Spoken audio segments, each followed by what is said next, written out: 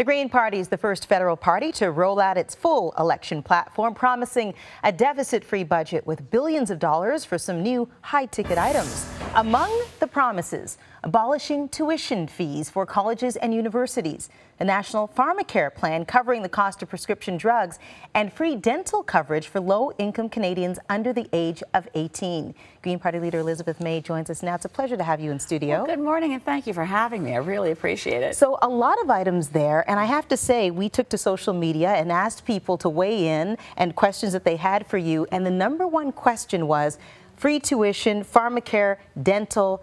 How are you going to pay for that? You know what? We're a very serious party and we're pragmatic, so we make sure we can pay for our promises. So there's a fully costed budget, and with real detail, you can find it on our website. And the number one thing we do is we recognize that national pharmacare actually will save the Canadian economy $11 billion. There are some costs in setting it up. How does that work? Because what happens right now, and actually I first heard this explained to me by Bill Clinton about how they managed to get the cost of HIV/AIDS drugs to Africa through the Clinton Foundation, get them really reduced. Bulk buying, negotiating with the pharmaceutical companies. Turns out, when there have been numerous expert reports within Canada, the most recent called Pharmacare 2020, that when you directly negotiate with the largest market you can pull together, well, in Canada, our largest market is all provinces and all territories, so that when you have a federal agency that goes head-to-head with the pharmaceutical industry, the price of the drugs drops dramatically. That's why Canadians are paying more for prescription drugs, whether they're still under patent or generic, than almost any other country in the world. We pay slightly less than the U.S. does, but compared to any other country, we are paying more. So by bulk buying the drugs, the price per drug comes down. We're also going to apply a more rigorous assessment so we don't register drugs that actually are going to hurt more people than they help. Ms. May, how do you do all of this and not run a deficit? You have to tax things. Like what? What are you proposing to tax? The tax rate on large corporations in Canada is now the lowest in the industrialized world. It's half that in the United States. So we believe that we should put it at 2009 levels again. I mean, Stephen Harper brought it way down on the pretense that these large corporations were the job creators. Well, they haven't been job creators. They have been sitting on what Mark Carney, our former governor of the Bank of Canada, called the dead money. There's over $630 billion sloshing around in corporate bank accounts because we tax so low, and they are not reinvesting. So we'd put the tax rate at 19%. That's what it was in 2009. Just by way of comparison, in the year 2000, it was 28%. Right now, it's 15%. So moving it to 19 is not in any way excess taxation. It's not going to lead to flight of capital. It's just a reasonable taxation rate for large, global, and profitable corporations. When we do that, that brings in an additional revenue stream of $7.5 billion into the federal coffers. We also go after offshore tax havens. We actually create estate taxes on some of the more than $1 million estates. So when you look at how do we fund these things, we actually tell you. We also cut all the subsidies to fossil fuels. I mean, that's tax money going to some of the wealthiest corporations on earth. That's how we do it. Our pollster, Nick Nanos, has said numerous times that this is really close right now. The election is really close.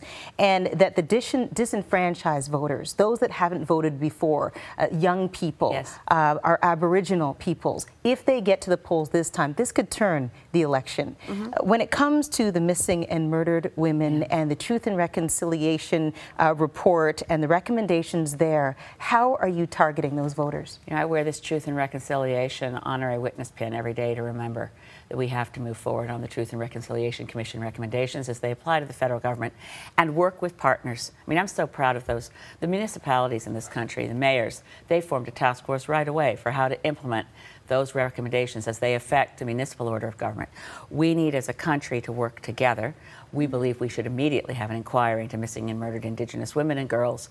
We should move on the questions of adequate housing, education, clean water. These are urgent priorities. But the Greens believe that in order to think like a country again, we need to change the way we make decisions in Canada. So we're calling for a Council of Canadian Governments, plural, with the federal government, provincial, territorial, municipal, and also First Nations, Métis, and Inuit leadership around the same table, not just on Indigenous issues, but on every issue. How do we approach energy policy in Canada? We don't have one. How do we have a transportation policy for Canada? We don't have one. A housing policy. We are a country that has been so disaggregated into all of our separate corners, squabbling with each other.